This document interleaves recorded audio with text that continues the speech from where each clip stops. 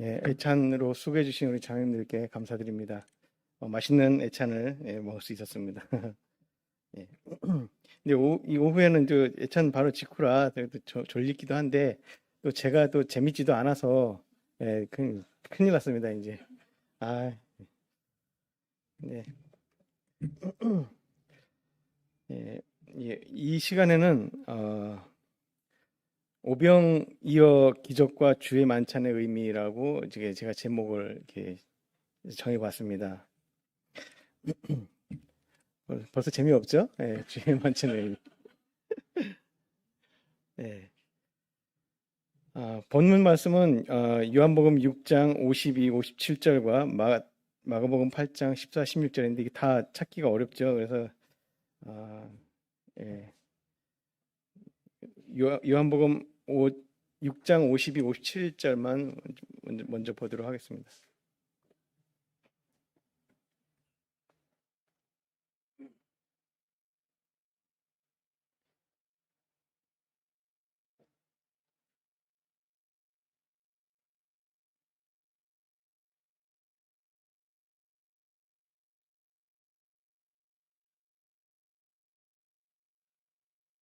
요한복음 6장 52.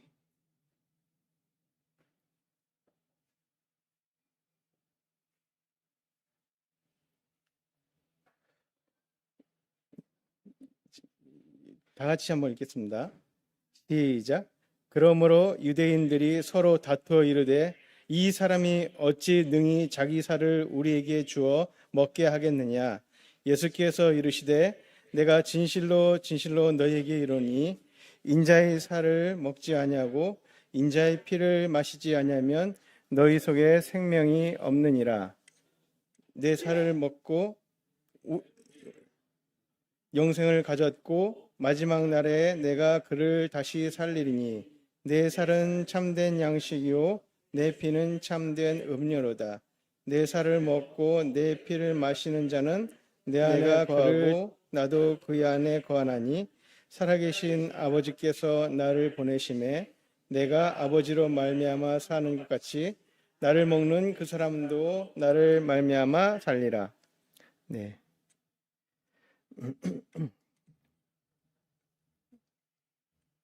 손이 건조해서 책장을 넘기기가 참 힘들어요. 저는 주로 이 태블릿으로 이렇게 성경을 보고 합니다. 이렇게 바로바로 찾아볼 수 있고 번역본들도 찾아볼 수 있어서 그게 좀 편한 것 같은데 어, 어, 그 오병이어의 기적은 우리가 주로 많이 그 작은 우리의 어떤 헌신을 얘기하면서 우리가 비록 작은 것이라도, 그러니까 물고기 2마리와 보리떡 5개를 주님께 드렸을 때 주님께서 넘치는 축복으로 우리에게 설명하는 예가 참 많이 있습니다. 근데 제가 주의 만찬을 좀 이렇게 생각을 하면서 떡과 잔을 나누는 이 의미와 이것이 성경에서 이제 이렇게 확실하게 설명해 주는 어떤 이런 부분들에 대해서 좀 찾아보고 생각해보고 했는데요. 고린도 전서에도 물론 나와 있지만 복음서에서는 이제 주님께서 제정을 하시잖아요. 이제 주님께서 이제 제자들과 이제 마지막 식사를 하실 때에 이것을 행하여 나를 기념하라 이렇게 이제 말씀하시는데, 근데 그때는 그냥 그렇게 말씀하셨고 그것이 어떤 의미로 우리에게 오는지, 또 우리가 어떻게 이 만찬 예식을 통해서 우리가 어떻게 살아가야 되는지, 우리에게 어떤 영향을 주는지, 이런 부분에 대해서는 좀 이렇게 나름대로 제가 여기 이렇게 있는데도 불구하고 몰랐었죠. 그동안에 이 오병의 기적에 이런 일이 의미가 있었는지 좀 잘 몰랐었습니다.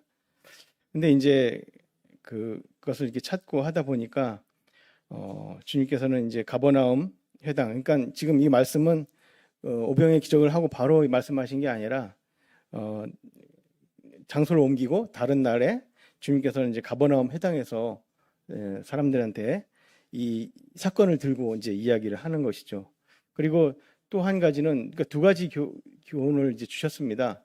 요한복음 6장에 있는 말씀 이해하고, 그다음에 제자들과 배안에서 오병이어 기적을 통해서 몇 광줄이 남았는지 이야기하면서 이제 그 배안에서 제자들에게 말씀하셨던 내용이 있습니다. 누룩에 관해서 말씀하셨죠. 그래서 마가복음 8장과 마태복음 16장에 이렇게 두 군데서 같은 내용을 가지고 이렇게 다루었는데, 그래서 저는 이렇게 우리가 주일날 만찬을 하기 위해서 이렇게 모입니다. 우리 브레드린 모임에 참 전통적이고 또 사도들이 했던 말씀 쫓아서, 그들의 행동을 쫓아서 주의 첫날에 우리가 떡을 떼는 이런 예식을 이제 행하고 있죠. 근데 여기에 이제 제가 이제 그 청년들하고 또는 이게 젊은 친구들하고 이렇게 좀 많이 이렇게 이야기를 하고 또 모임 생활을 이렇게 하다 보니까 이 만찬 예식에 대해서, 또 우리 보통 만찬 예식, 만찬 예배라고 막 이렇게 얘기를 하는데 이런 부분에 대해서 이제 중요하게 생각하지 않는 부분들이 있고, 또 어떤 경우는 또 너무 지나치게 생각하는 부분들이 있어서 저는 우리 여기 교회에서 다음 세대들, 그러니까 지금 자라고 있는 청년들, 그리고 그 아이들에게 가르칠 때는 우리 모임만의 어떤 그러니까 내가 갖고 있는 어떤 주관적인 것보다는 성경에서 말하는 객관적이고 본질적인 것에 대해서 충실히 가르쳐야 된다는 생각이 들거든요. 왜냐하면 이것이 교회들마다 다르고, 교회에서 주장하는 내용, 또 그렇게 전한 내용이 다른 교회 가면 또 다르고, 이렇게 돼버리면 좀 연합과 교제가 어려워지고, 어떤 그 색깔의 차이가 때문에 되게 불편해하고, 좀 이렇게 주님 안에서 이거는 그 유연하게 대처해야 할 부분도 너무 이렇게 고지식하게 또는 율법적으로 들이대는 어떤 이런 부분들이 있는 것을 이렇게 보게 됩니다. 그래서 중요한 부분과 그렇지 않은 부분들을 정확하게 우리가 잘 파악을 해서 본질이 무엇이고 또 그것을 삶에 어떻게 적용되어야 되는지 이런 부분을 이렇게 만찬을 통해서 생각해 볼 때가 많이 있었습니다. 그래서 지금 이렇게 어떤 그 형제님은 이게 기쁜 소식 선교에서 이렇게 구원을 받고 이렇게 모임에 이렇게 들어왔던 어떤 형제님은 이 예배 시간, 그러니까 우리 만찬 예배하는데 그 시간을 한 1년 지나고 나서는 그분이 그러더라고요. 너무 똑같은 내용을 계속 이렇게 좀 지겹다기보다도 같은 내용을 이렇게 계속 반복해서 하는 게 좀 너무 낭비 아니냐. 그래서 그 시간에 이게 전도와 구원에 대한 것을 이제 우리가 좀 중점적으로 해야 되지 않느냐, 이런 이야기를 하다가 끝내는 적응하지 못하고 떠나셨던 분이 계십니다. 그분이 구원 안 받은 게 아니라 구원은 받았지만 생각이 좀 다른 거죠. 그래서 이 만찬 우리가 하고 있는 그 의미를 잘 모르고 또 솔직히 말해서 제가 옆에서 있었지만 그거에 대해서 설명을 정확하게 해주시는 분이 별로 없었던 것 같아요. 만찬 예배를 왜 하는지, 주의 만찬이 뭔지.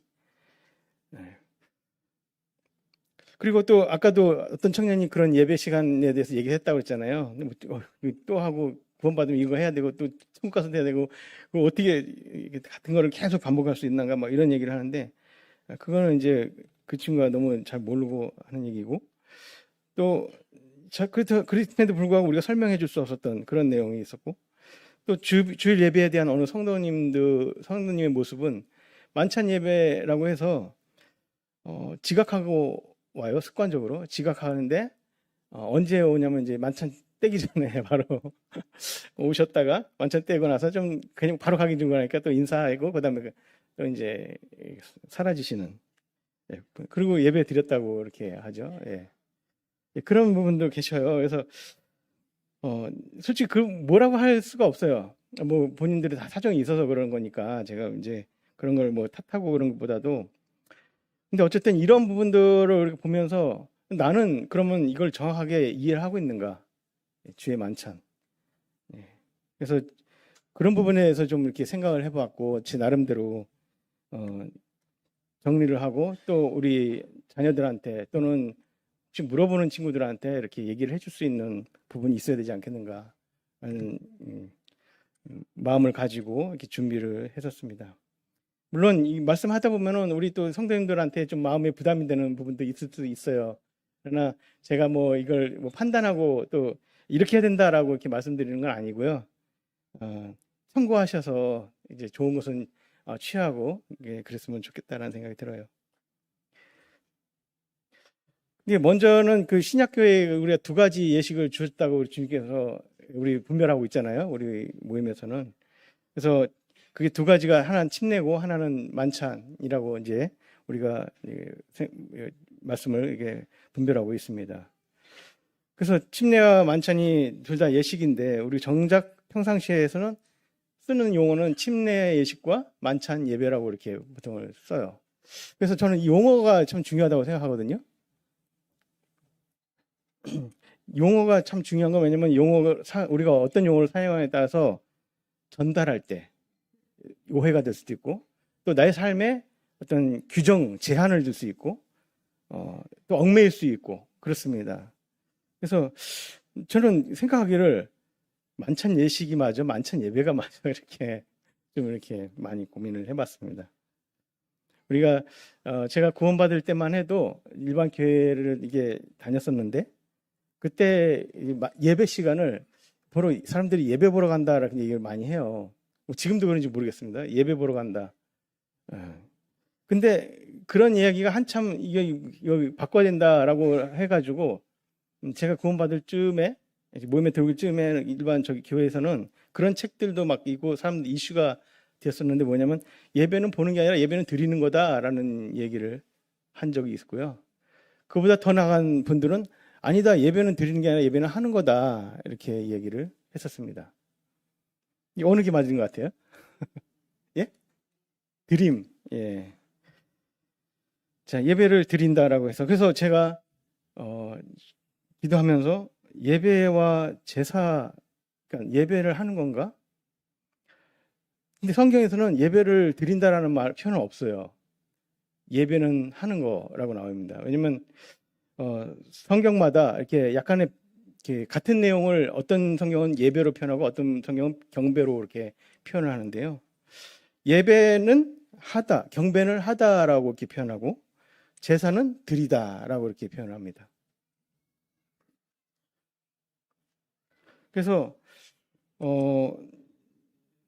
예배라는 그 단어를 히브리어로 보면 샤하라고 해서 몸을 굽히는 거, 몸을 구부려서 절하고 또는 엎드리는 것, 땅에 엎드려 절하는 것, 그러니까 코를 땅에 닿도록 절하는 이런 것이 있습니다. 이런 것이 이제 예배하다 또는 경배하다의 모습을 이렇게 알 수가 있고요. 헬라어로는 프로스키네오라고 해서 프로스 모모에 또는 모모에 향하여 키네오 입 맞추는 거 이렇게 표현하고 있습니다. 그래서 이 표현을 어디서 우리가 볼 수 있냐면은 그 눈물로 예수님의 발을 적시고 자기 머리를 털로 닦고 그 발에 입 맞추는 그 입 맞추는 장면이 바로 예배하는 장면이거든요. 그러니까 자기를 낮추고 상대를 존중하고 높이는 거 그리고 자기를 낮춘다는 의미는 자기가 그 사람한테 높이는 분에게 복종하겠다는 의미가 포함이 되어 있어요. 그래서 예배를 한다라고 또는 경배하다라는 표현을 하는데 이 표현들을 성경에서 어느 때 처음 사용했는가 중요하겠죠. 성경은 어느 때 이런 단어들을 사용하는지 우리가 살펴볼 필요가 있다라고 이렇게 여겨집니다. 그래서 경배 또는 예배라는 단어 어느 때 사용했나 처음 찾아보니까 아브라함의 종이 이삭의 아내 리브가를 이제 아내를 얻기 위해 찾아갔는데 그 하나님께서 그 리브가가 행동한 행동을 통해서 아브라함의 종이 응답을 받잖아요. 그때 아브라함의 종이 머리 숙여 여호와께 경배하고 이렇게 나옵니다. 그 예물을 드리는 게 아니었어요. 그냥 경배하고 이렇게 나옵니다.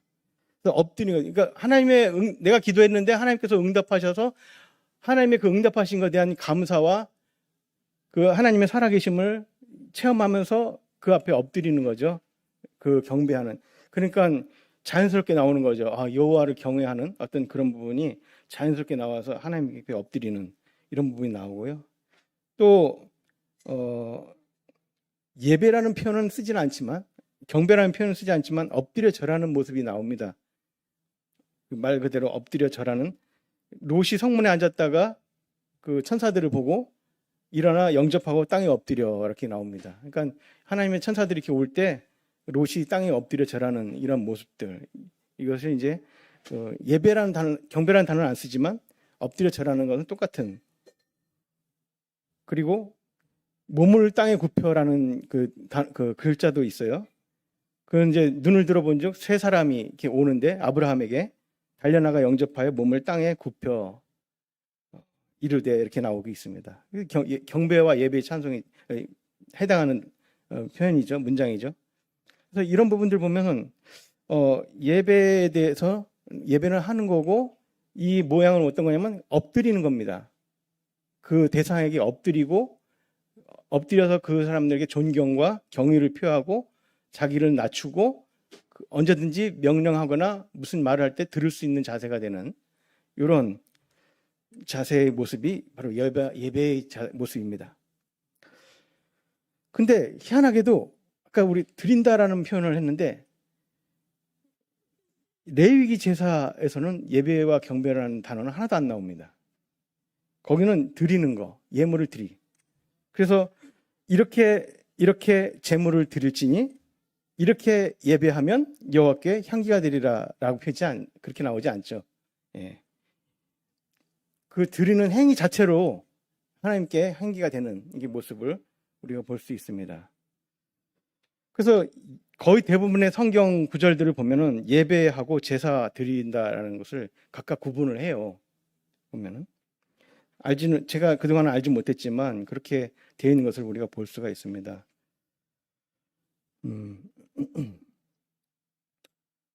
그리고 예배 장소는 구애받지 않아요. 아까도 봤지만 우리가 대상도 다르고 막 그런데 구애받지 않고 또 어원적으로 볼 때 대상도 다양합니다.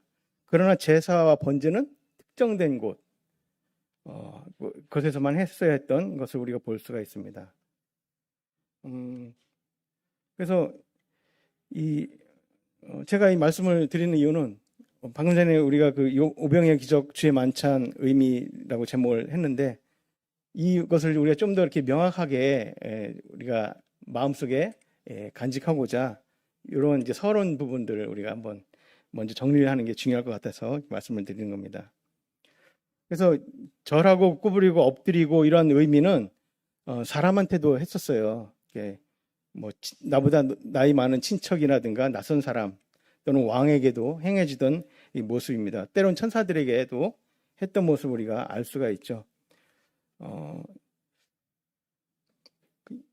역대상 29장 20절에 보면은 그 다윗 이제 왕과 관련해서 이제 백성들이 이제 그 다윗 왕 앞으로 나오는데 백성들이 나오면서 여호와와 왕께 절하고 이렇게 표현해요. 절하고 이튿날 제사를 드리고 또 번제를 드린다라고 이렇게 표현하고 있거든요. 그래서 이제 절하는 것 따로 제사 드리는 것 따로 이렇게 되어 있습니다. 우리가 쉽게 성탄절 때 이제 아기 예수님 그 연극 많이 하는데 동방 박사들이 아기께 경배하고 그죠? 경배하고 그다음에 법의 합을 열어 황금과 유향 몰약을 예물로 드렸다라고 이렇게 나오고 있습니다.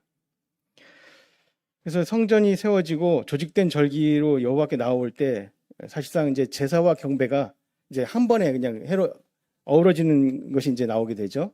그러면서 이제 우리가 예배하러 예루살렘에 올라간다라는 말은 사실 제사 드리러 올라가는 거거든요.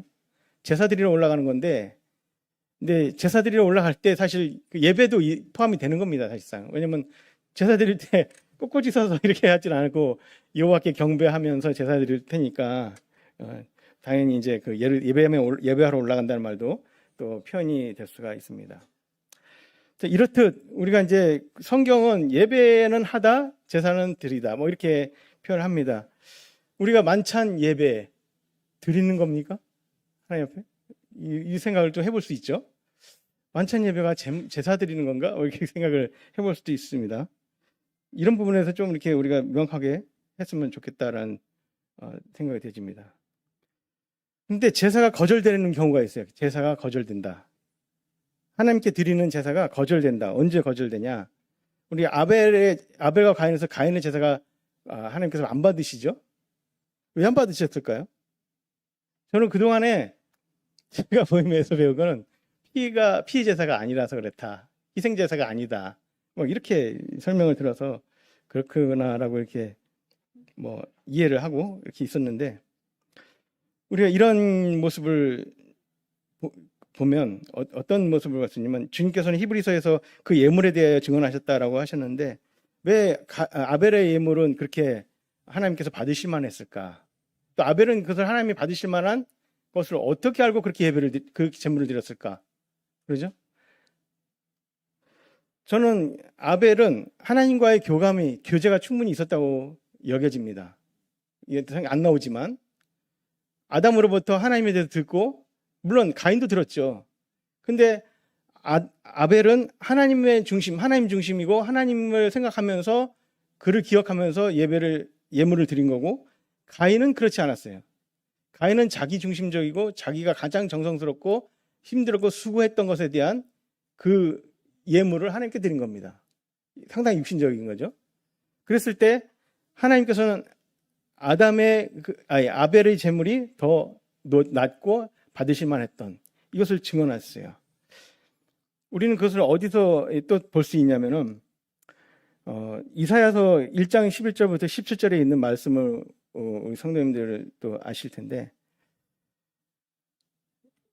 하나님께서 수많은 제물을 가지고 이스라엘 백성들이 성전 마당을 밟을 때 하나님께서는 그것을 지겨워하셨고 염증을 내셨고 싫어하셨습니다.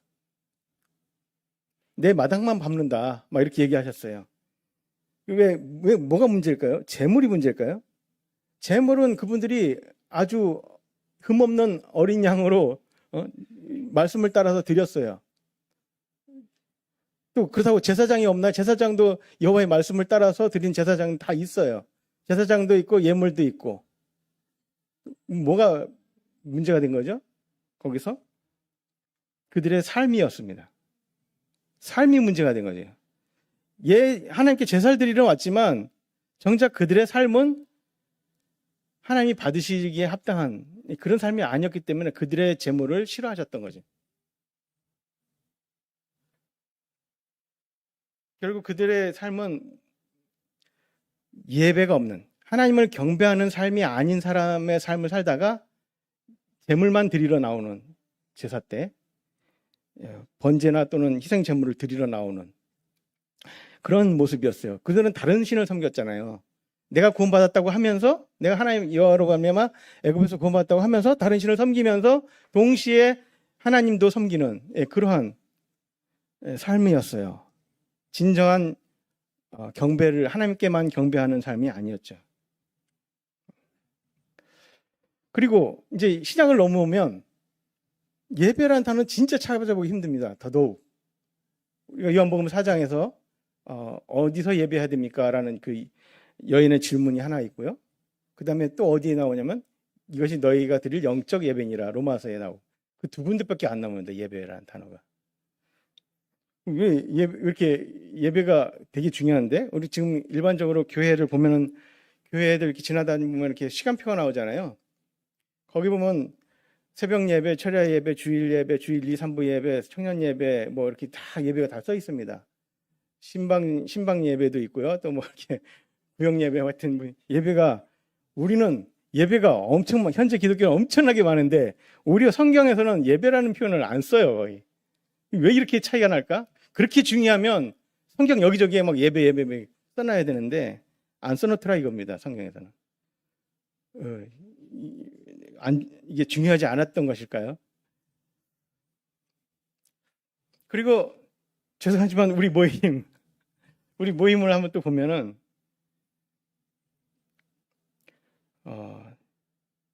만찬 예배를 해놨어요. 그러니까 예배를 하나님께 드리는 거고 만찬이 있는 것이 하나님께 드리는 예배, 진정한 예배다라고 이렇게 우리가 이제 생각을 하기 때문에 만찬 시간만 예배를 붙이고, 그러면 나머지 만찬이 없기 때문에 뭐라고 해요? 다 집회다 이렇게 표현을 합니다. 만약에 다른 시간도 만찬이 주어지면 예배라고 해야 되겠죠? 예. 근데 주일날, 그러니까 주의 첫날에 사도들이 떡을 떼러 모였기 때문에 주일날만 이제 만찬 예배 이렇게 표현하고 있습니다. 그래서 다른 시간은 다 집회로 이렇게 하는 것을 보면서 이것도 속박이 아닌가, 스스로 정한 율법이 아닌가라는 생각도 이렇게 들게 됩니다.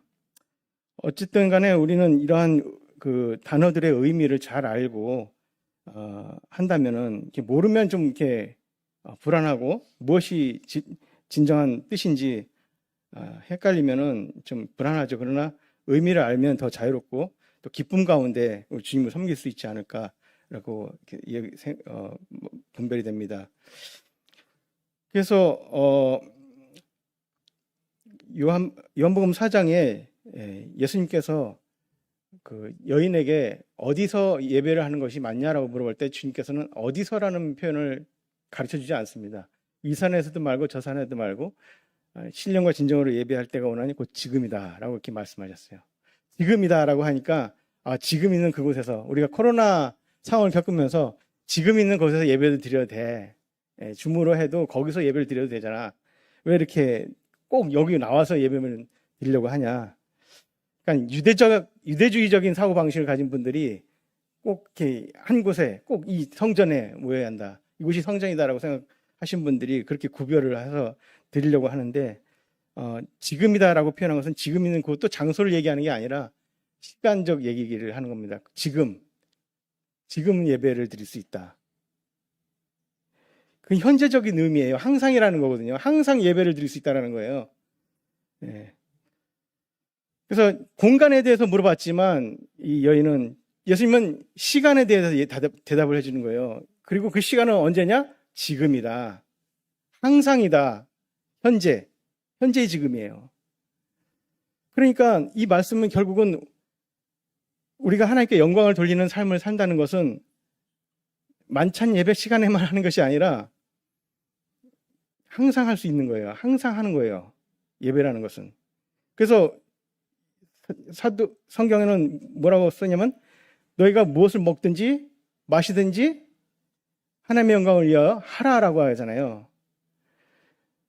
이거는 따로 시간을 구별 짓는 것이 아니라 예배는 그냥 삶 전체로 드리는 겁니다. 그래서 신약 성경에는 그렇게 표현을 많이 안 썼던 것인 겁니다. 예배라는 표현을 많이 안 따른 거예요. 왜냐하면 이미 우리 성경 그리스도인들은 신령한 성도들이잖아요. 성령이 내 주 안에 있고 내 안에 있고 그 다음에 영원한 제물이 되신 우리 그리스도께서 내 안에 계십니다. 언제든지 우리는 무슨 일을 하든지 내가 설거지를 하든지 내가 직장에서 일을 하든지 내가 육아를 하든지 내가 학생들을 가르치든지 어떤 일을 하든지 간에 그곳에서 하나님을 높이는 삶을 살 수가 있는 거예요. 이 예배의 삶입니다. 그러니까 예배는 따로 이렇게 정해져서 특정한 장소에서 그렇게 한다는 것이 아니죠. 지금 하는 거죠. 지금 항상 하나님을 높이고 그 앞에 엎드려진 삶, 항상 하나님 앞에 복종하고 순종하는 삶, 이것은 항상 할 수 있는 것이고 우리 성도들은 언제나 어디서든지, 왜냐하면 우리는 이제 제사와 제물 그리고 이 성전이라는 것이 다 폐해졌잖아요. 그렇기 때문에 항상 할 수 있는, 그렇기 때문에 성경에서는 말하는 어떤 그 제물을 드리고 예배를 하러 어디 가고 이런 것이 사라진 것을 우리가 볼 수가 있습니다. 그래서 사도들이 주의 첫날에 드리는 모습은 예배를 하지 않고 그냥 나를 기념하라라고 이렇게 표현했습니다. 만약에 이걸 예배라고 이렇게 해버리면 예배는 우리가 예배 드린다라고 할 때는 이게 어떤 제도, 제사, 형식 이거 매이게 됩니다. 우리 모임에서는 이렇게 하는데 저기는 저렇게 해. 좀 이상해. 이렇게 돼버리는 서로 판단이 일 수밖에 없죠. 그러니까 이 어떤 그런 것에 관심이 집중되지 어떤 실제적으로 본질적인 것에는 이렇게 등한히 하게 되는 경향이 있는 것 같습니다.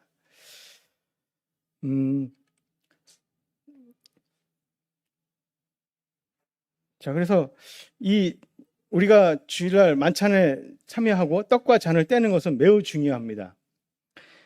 이제 그 본문으로 돌아가서 떡을 떼고 잔을 나누는 것, 예. 이것을 행하여 나를 기념하라 말씀하셨잖아요.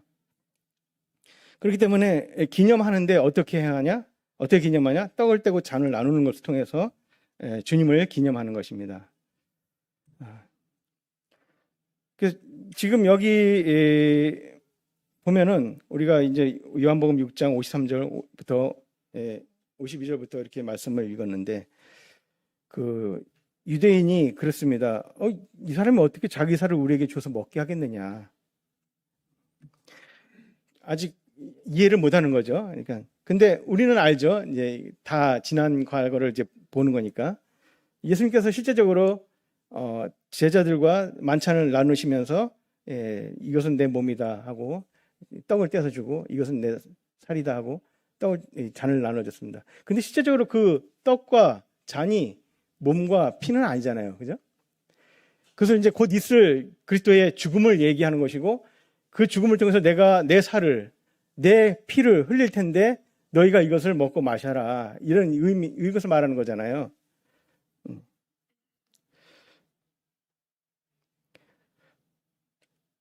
그러니까 아직 이 사람들은 이걸 모르는데, 우리 주님께서는 이것을 통해서 여기 보면 떡과 잔에 대해서 정확하게 설명을 해주고 있습니다. 그리스도는 참된 양식이다. 너희 조상들은 광야에서 만나를 먹었지만 먹었어도 죽었잖아요. 그러나 이것은 내가 하나님께서 너에게 주시는 참된, 하늘로부터 너에게 주시는 참된 양식이다 라고 하면서 그 주님의 몸, 그 다음에 그의 피가 참된 음료다, 이렇게 이야기를 하고 있습니다. 그러니까 이 말씀은 뭐냐면, 그리스도의 생명이, 참 생명이 그리스도에게 있고, 또 하나님께서는 그리스도를 통해서 우리에게 주신다라고 이렇게 말씀하시는 것입니다. 그러니까 우리가 이 떡을 떼며 잔을 나누면서 그리스도만이 우리의, 하나님께서 정하신, 또 하나님께서 주신, 우리에게 주신 참 생명이고 참 음료다, 이것을 우리가 항상 인정하고 받아들이는 것입니다. 우리 삶에 나의 하나님께서 주신 참된 양식, 참된 나의 힘의 원천, 이것을 원동력으로 내가 살아간다. 그리스도가 나의 원천이다 라고 이렇게 말해야 됩니다. 아담 같은 경우는 어떻습니까? 생명나무가 원천이었어요. 생명나무를 먹었어야 되는데, 그리스도가 바로 생명나무이시죠. 생명 대신 그분을 우리가 먹음으로써 또 그것을 기억하고 그걸 받아들이면서 그래서 먹는 거죠. 근데 그걸 뭘로 먹는 경우는 어떻게 될까요? 분별 없이 행하게 되는 거죠. 분별 없이 행하게 돼요. 음식은요, 뭘 먹는다는 것은 아주 강한 소유욕의 표현인 것 같습니다. 먹는다. 너 먹었어? 그 먹었으면 돌이킬 수 없잖아요. 이미 배토할 수도 없고 물릴 수도 없어요. 먹은 거는 그냥 넘어간 건 끝이에요. 그러니까 소화되고 그 다음에는 그냥 그 순차적으로 일이 벌어지죠. 음식들은 내가 뭘 먹느냐에 따라서 어떤 영양소라든가 이런 그 반응을 하게 되는데, 하나님, 예수 그리스도, 즉 하나님 말씀은 알지 못하고 먹잖아요. 알지 못하고 행하는 것들이 많이 있어요. 침례도 보면은 로마서 6장에 너희가 알지 못하느냐 이렇게 표현을 하잖아요. 침례받은 것이 무슨 의미인지 알지 못하느냐. 그러니까 알지 못하고 행하는 경우가 많아요, 우리 성도님들이. 근데 그럼에도 불구하고 주님께서 나중에 깨닫게 해주셔서 이게 그런 의미였구나 하고 또 감사하게 되는 경우가 많죠. 떡 잔을 떼는데도 알지 못하고 그냥 주니까 먹고, 기념하라 했으니까 먹고 막 이렇게 하는데, 이 주님께서는 이 먹는 것에 대해서 상당히 이 관심을 갖고 계시고, 그 다음에 무엇을 먹느냐가 참 중요하다고 생각하시는 것 같아요. 그래서 먹는 것을 중요하게 생각하시는데, 이것을 먹는데 이것이 왜 먹는지, 무엇을 먹고 있는 건지 너가, 이것을 이제 말씀해 주시는 겁니다. 그래서 그리스도는 하나님의 생명이고 하나님의 참된 양식이다. 그리고 말씀하시고, 근데 여기 보면은 이 말씀은 우리가 내 살을 먹고 내 피를 마시는 자는 내 안에 거하고 나도 그의 안에 거하나니, 이렇게 표현하고 있습니다. 그러면 안 먹으면 우리가 안 거하나요? 그건 아니잖아요, 그죠? 근데 이제 그리스도를 먹고 마심으로써 우리가 이미 우리는 믿을 때에 그리스도 안에 들어왔고, 그리스도 안에 또 내 안에 이렇게 들어와 계십니다. 근데 이것은 그냥 과거에 하나로 끝나는 일회성으로 끝나는 게 아니라 그리스도가 내 안에 내가 그리스도 안에 사는 것을 의미합니다. 계속 관계를 하면서 사는 것을 의미하고 있거든요. 그래서 이것을 자꾸 행함으로써 내가 그리스도 안에 있고 그리스도가 내 안에 있음을 우리가 분별하고 또 우리의 삶이 그런 삶을 살아야 되는 거죠. 그리스도로 말미암은 삶을 살아야 되는 거죠. 그래서 먹은 자 또는 먹었던 자로 표현하는 게 아닙니다. 이것을 먹은 자, 이 잔을 그리고 이 떡을 먹은 자는 또는 먹었던 자는 내 안에 거가 아니라 먹는 자라고 표현하고 있어요. 항상 현재적으로 주님은 현재가 중요해요. 그래서 우리 먹는 자로 표현함으로써 항상 내가 너 안에 너가 내 안에 있음을 우리가 알고 우리가 그리스도의 힘으로 살고 여기 보면 살아계신 내 아버지께서 나를 보내심에 내가 아버지로 말미암아 사는 것 같이 나를 먹는 그 사람도 나로 말미암아 살게 하려 합니다. 나를 먹는 우리가 주님을 먹고 있구나. 주님의 우리에게 주셨구나. 자기를 주셨구나. 내가 주님을 먹고 있구나. 내가 그리스도로 말미암아 살겠다라고 이렇게 고백을 하는 것입니다. 이제 이렇게 한 부분이 또한 있다면은 또 한 부분은 배 안에서 제자들에게 말씀하셨던 부분입니다. 우리가 마가복음 8장 한번 보도록 하겠습니다. 이 부분은 마태복음 16장에도 나오긴 하는데요.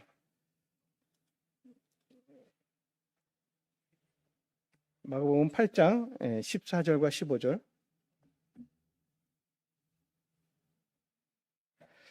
제자들이 떡 가져오기를 잊었음에 배에 떡 한 개밖에 그들에게 없더라. 예수께서 경고하여 이르시되 삼가 바리새인들의 누룩과 헤롯의 누룩을 주의하라 하시니 제자들이 서로 수군거리기를 이는 우리에게 떡이 없음이로다 하거늘.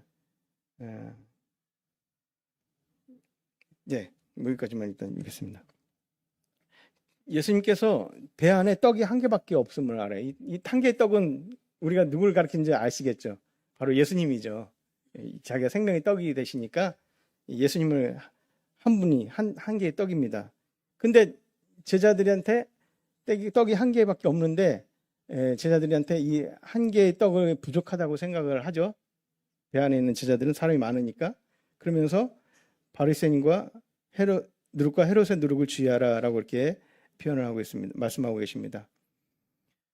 그러면서 제자들이 이 떡이 한 개밖에 없음을 인해서 이제 걱정되고 수근수근 거리니까 주님이 무엇을 말씀하시면 오병이어의 기적을 또 얘기합니다. 다시 오병이어의 기적을 할 때 봤을 때 다 체험을 했잖아요. 그들이 몇 광주리가 남았냐, 또 칠병의 기적을 할 때 몇 광주리가 남았냐, 그 기적을 통해서 남은 광주리가 몇 개냐 이렇게 물어봤어요. 12광주리, 7광주리 남았잖아요. 그러면서 부족함이 없잖아 이렇게 얘기하는 거잖아. 부족함이 없다. 떡이 한 개밖에 없지만 그 그리스도로 말미암아 부족한 것이 없다라고 이렇게 얘기를 하는 거예요. 그러면서 누룩을 주의하라 라고 이렇게 말씀하고 계셔요. 예수 그리스도로 충만한데, 예수 그리스도로 충분한데 이것을 부족하다고 생각하는 사람들이 뭔가를 갖고 와야 되고 섞어야 되고 늘려야 되고 개수를 부풀려야 되는 이런 생각을 하게 된단 말이에요. 그래서 주님께서는 그런 걸 하지 말아라. 누룩을 섞지 말아라. 이런 표현을 하신 것입니다. 충분하다. 이렇게 이야기를 하셨어요. 우리가 알듯이 6월절에 우리 주님께서 그 십자가에 달리시잖아요. 6월절은 무교절의 첫날입니다. 무교절의 첫날이고 그 무교절은 7일 동안 이렇게 지내는 거잖아요. 근데 어떻게 지내냐? 누룩 없이 지내는 겁니다.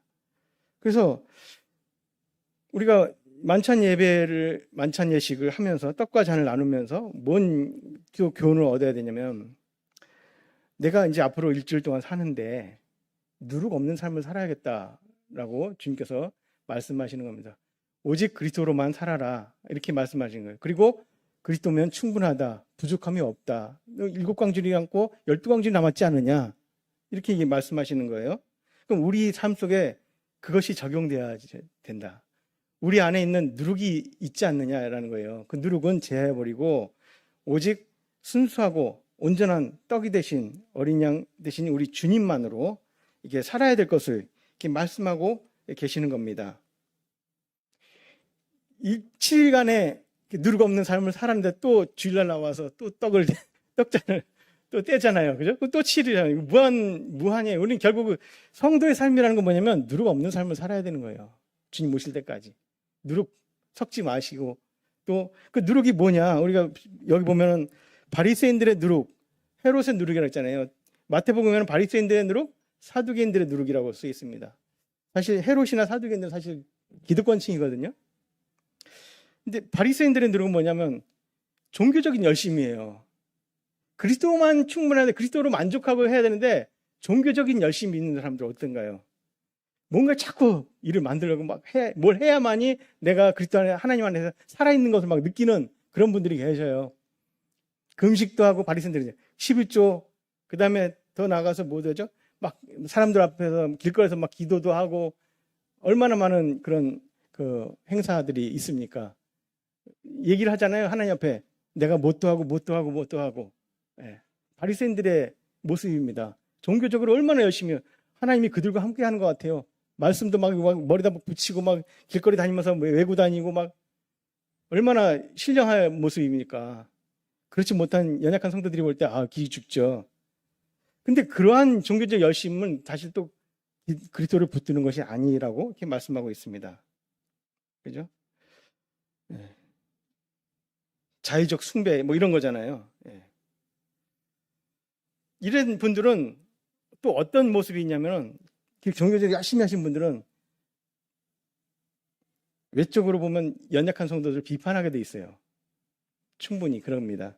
자기가 열심히 하기 때문에 그렇지 못한 성도들을 비판하게 되고 그 비판이 나빠서 비판이 아니라 이렇게 해야 되는데 왜 안 해? 이렇게 되는 거죠. 자기 기준에는 그게 맞다고 생각하니까 그래서 비판을 하는 경우가 많아요. 나는 저들과 다르다. 저들과 세리와 같지 않고 죄인과 같지 않아서 하나님께 감사합니다.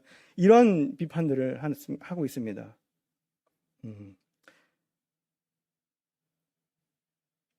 그리고 헤롯의 누룩은 또 뭡니까? 현실주의자들의 헤롯은 사두개인들은 현실주의자입니다. 그래서 사실 내세보다는 현재 축복, 현실의 이 세상의 축복을 하나님의 복으로 믿고 사는 사람들이에요. 그래서 그들에게는 부활도 없고 영도 없고 천사도 없고 하나님 나라를 기다리는 게 아니라 이 세상 이 땅에서 하나님의 주시는 축복에 만족하고 그것을 중심으로 해서 사고하고 살아가는 사람들입니다. 현실의 평안을 도모하는 성도들의 모습이라고 이렇게 표현할 수 있습니다. 하나님의 나라의 준비보다는 현실의 성공, 현실에서 잘 돼서 하나님을 섬기겠다 뭐 이런 표현들이 있잖아요. 이런 그 현실의 성공을 주로 이제 따르는 분들의 가르침 또는 교훈들 이런 것들이 헤롯 사두개인들의 누룩이죠. 이런 교훈들이 이 성도들 안에 또는 교회 안에 이렇게 들어오면 교회가 부패하고 그리스도께 합당하지 않은 그런 모습이 되기 때문에 주님께서는 우리가 떡과 잔을 이렇게 대하면서 내 일주일 동안 헤롯의 누룩이 없는지 또 바리새인의 모습이 없는지 우리가 이렇게 점검하고 살피고 오직 그리스도께서 하신 대로 그리스도께서 부여한 그러한 선한 간증을 또 선한 일을 따라서 우리가 사랑하고 또 나누고 서로 교제해야 된다라고 이렇게 분별을 하게 됩니다. 갈라디아서 5장 7절 8절 9절에 보면은 너희가 다름질을 잘 하더니 누가 너희를 막아 진리를 순종하지 못하게 하더냐 그 권면은 너희를 부르신 이에게서 난 것이 아니라 적은 누룩이 온 동이에 퍼지니라 이렇게 말하고 있습니다. 다름질을 잘하고 있었는데 누가 너희를 막아서 순종하지 못하게 한다 이거예요. 누구에게? 그리스도께. 이것은 너희를 부르신 이에게서 난 것이 아니라 다른 곳에서부터 왔다 이거예요. 다른 누룩이다라는 거예요. 그래서 적은 누룩이 온 동이 퍼지니까 이것을 주의하라라고 이렇게 말씀하시는 것이죠. 그래서 교회가 부패하지 않고 또 성도들이 부패하지 않고 온전하게 우리 주님만 따라가고 주님을 바라보고 주님의 힘으로 또 주님만 사실 능력이 있고 또 주님이 우리를 풍성하게 하시고 오직 주님 안에 있는 것이 참 영생입니다. 그래서 이러한 생각들을 이제 정리하면서 우리에게 주님께서 만찬 예식을 허락한 것이 이런 깊은 뜻이 있구나라고 이게 생각되어지게 되고 또 생명이신 그리스도 나의 근원, 나의 생명의 근원, 또 나의 어떤 힘 그리고 내가 누구를 통해서 살고 있는가로 우리가 만찬을 떼면서 떡과 잔을 떼면서 그리스도를 이제 먹으면서 이렇게 그렇게 생각을 할 수 있고 또 일주일 동안 우리가 누룩 없는 그러한 삶을 살아야 되는 그래서 그러한 것을 또 우리에게 교훈으로 주고 있구나라는 것을 우리가 생각하면서 이 떡과 잔이 우리에게 그 남은 시간들을 또 교훈하고 가르치고 우리의 행동을 인도하는 그러한 원천이 된다라는 표현에서 우리가 생각하고 또 분별하고 그래서 내가 이걸 먹고 있구나. 이 먹은 것이 헛되지 않아야 된다는 것이에요. 근데 다음 주에 와가지고 그렇지 못한 삶을 살았어요? 그럼 어떻게 돼요? 고쳐야죠. 회개하고 주님 앞에 내가 누룩 있는 삶을 살았습니다. 고쳐야 됩니다. 주의 몸을 분변치 않고 먹고 마시는 자는 주의 몸을 범하는 죄가 있다라고 말씀하시는데 우리가 그런 것을 잘 염두에 두고 생활을 해야 될 것 같습니다. 그러면 주님께서 무엇을 먹는지 우리가 알고 먹으면 또 복된 삶으로 주님께서 변화시켜주고 주님과의 교제가 더욱더 풍성해지리라 이렇게 믿어집니다. 네, 기도하겠습니다.